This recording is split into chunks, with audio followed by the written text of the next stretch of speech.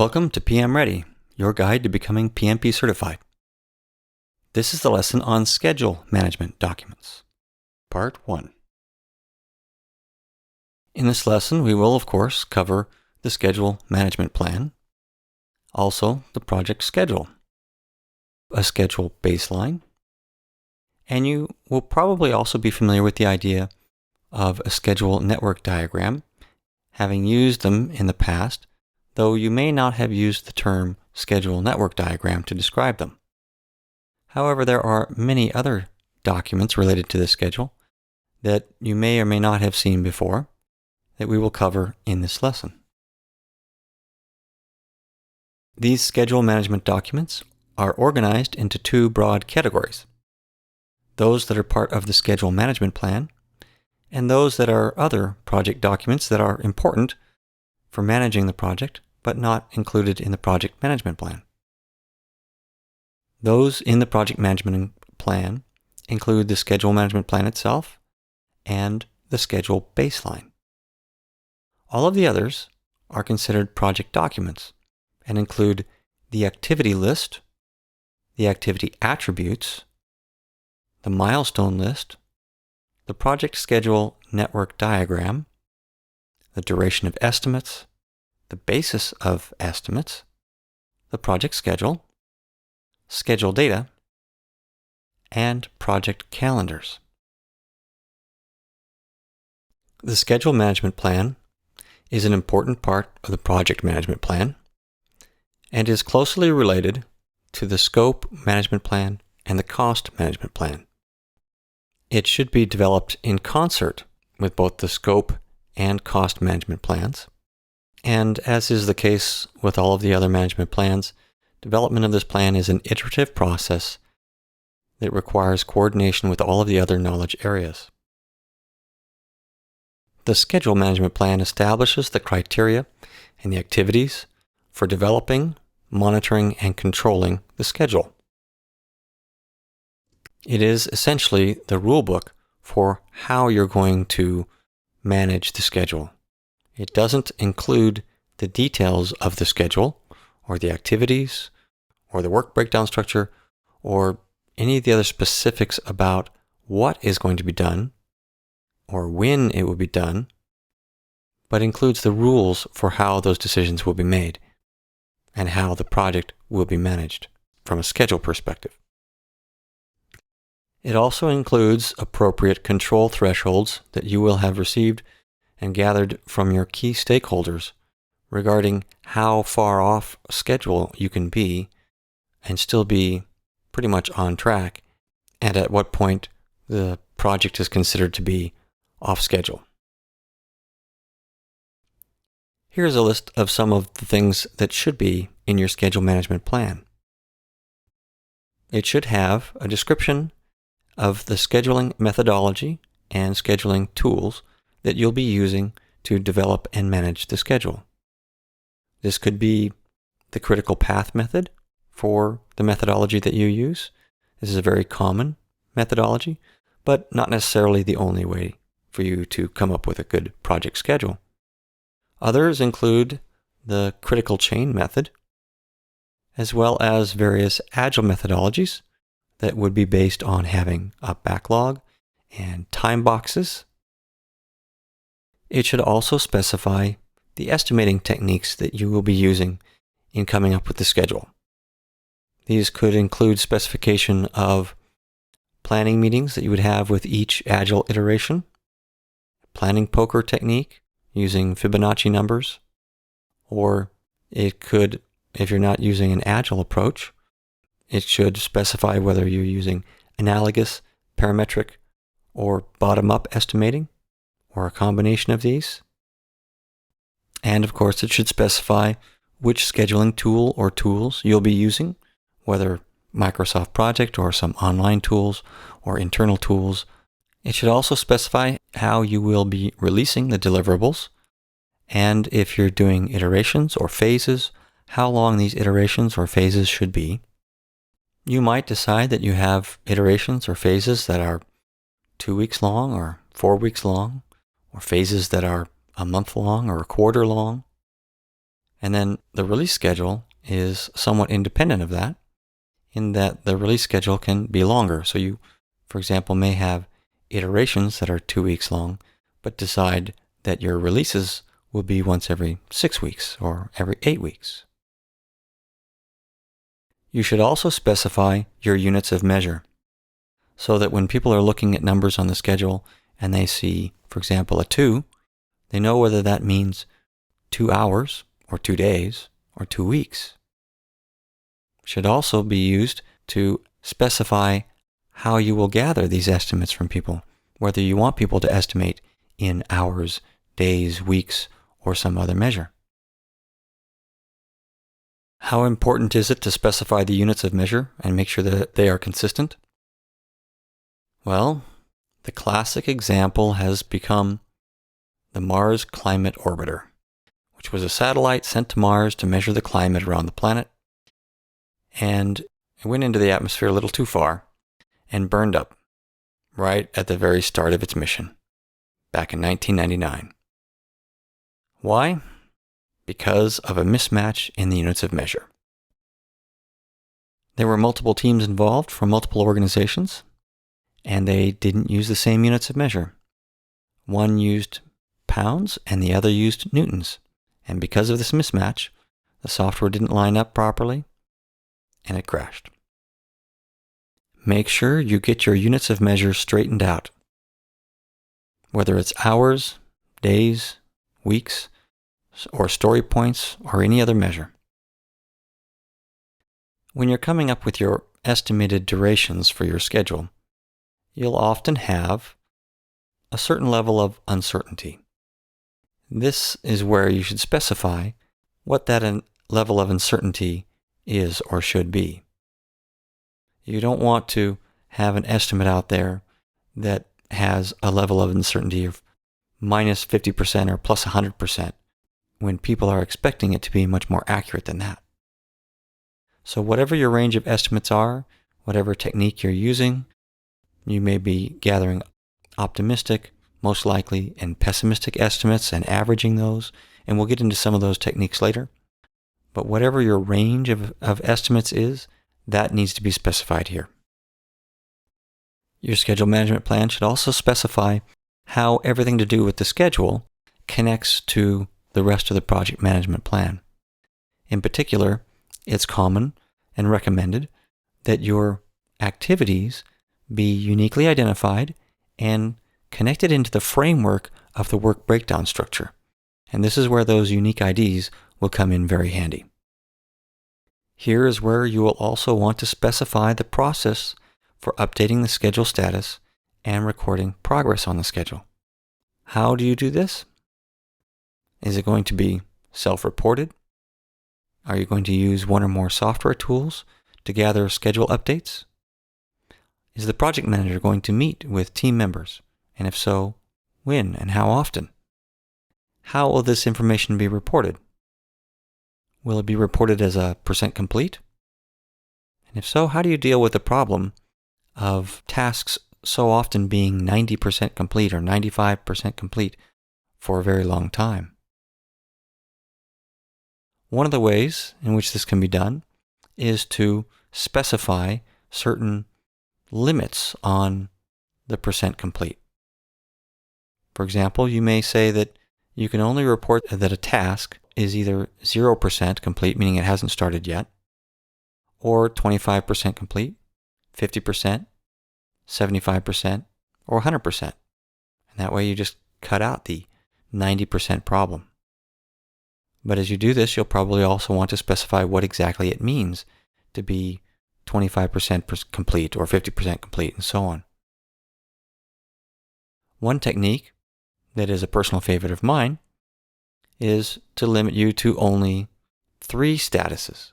It's either not started, in which it's 0%, or it's underway, which is recorded as 50%, or it's done, and that's recorded as 100%.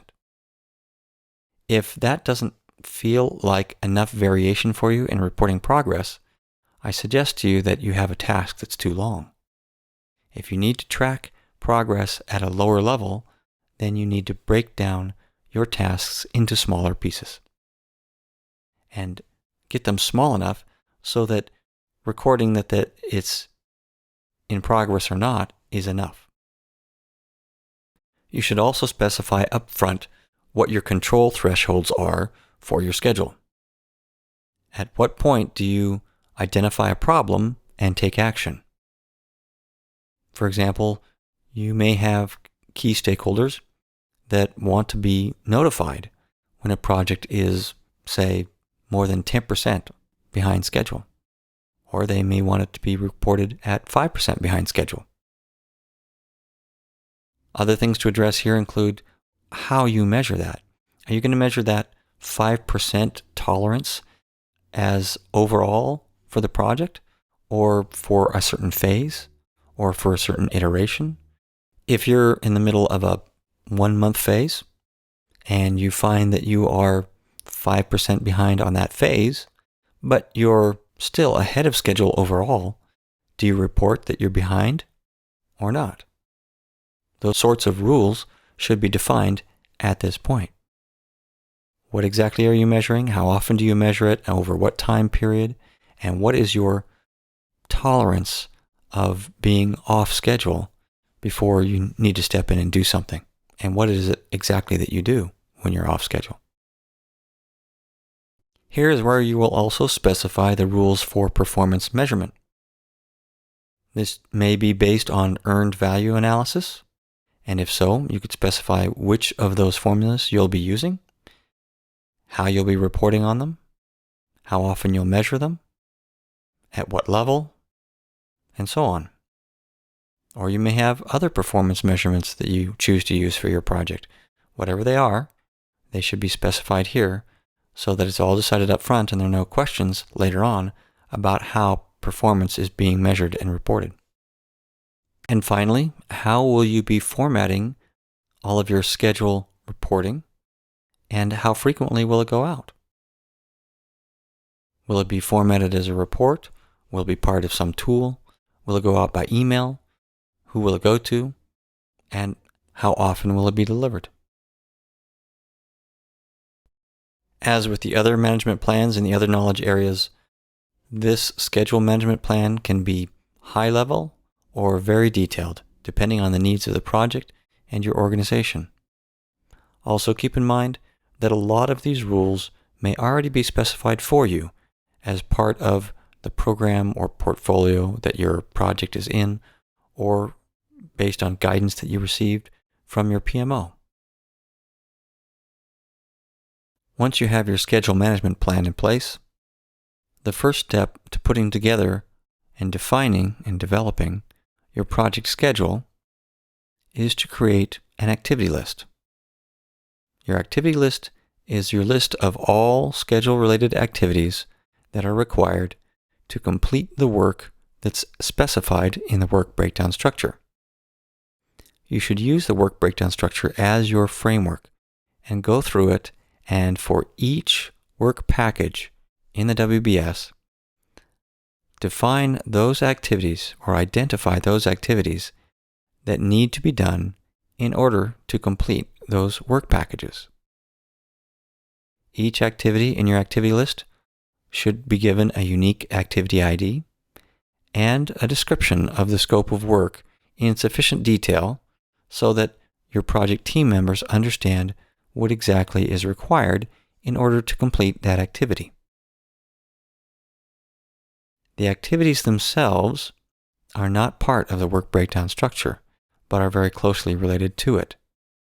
And each work package should have one or more activities that need to be completed in order to accomplish that work package.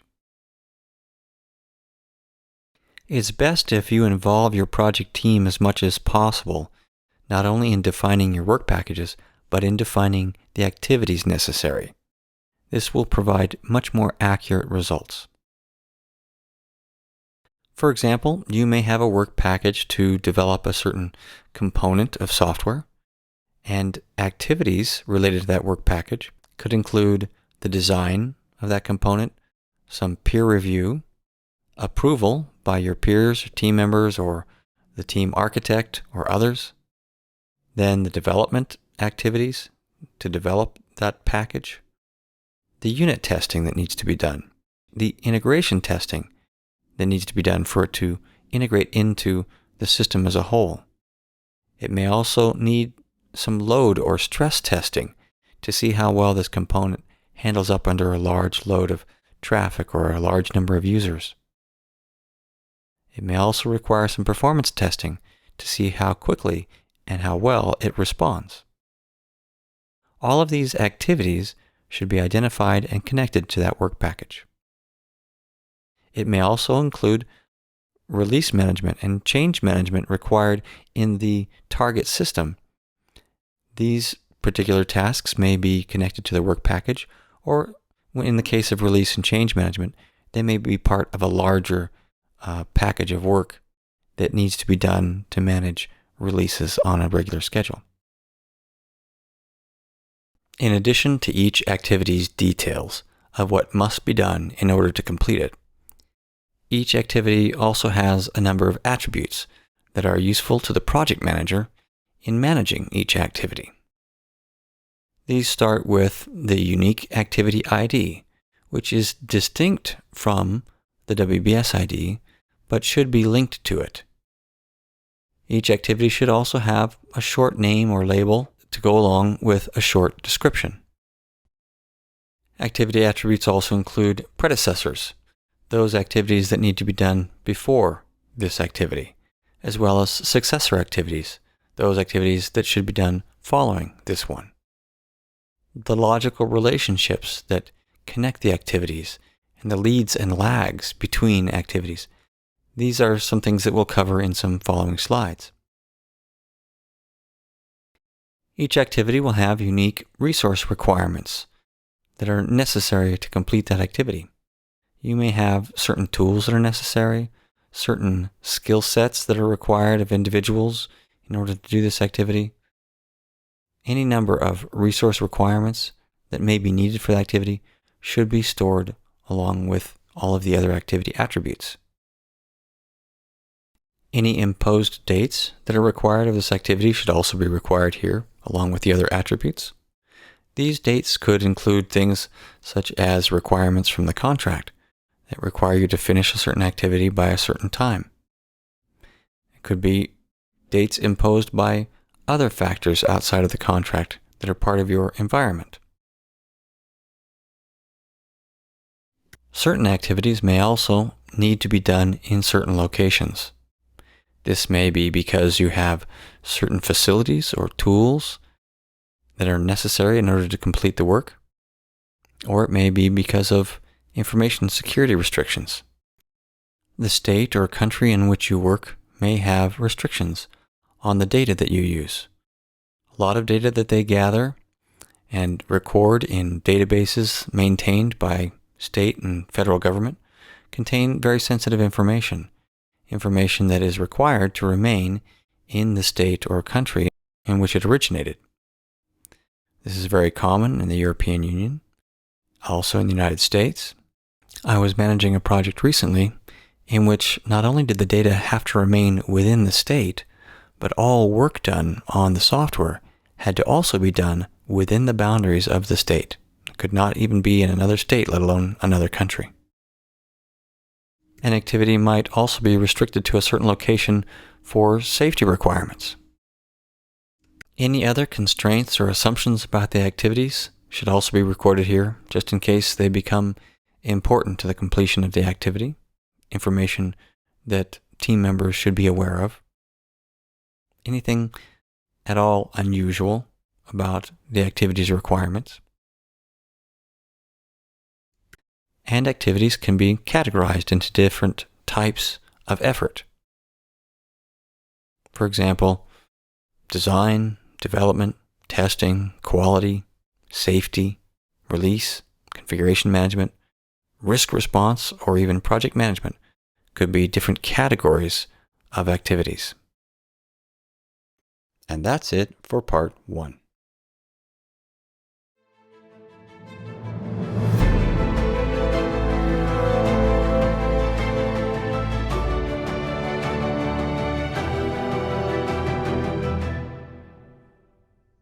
PM Ready is a publication of PM Guaranteed and is based on the Project Management Institute's PMBOK guide.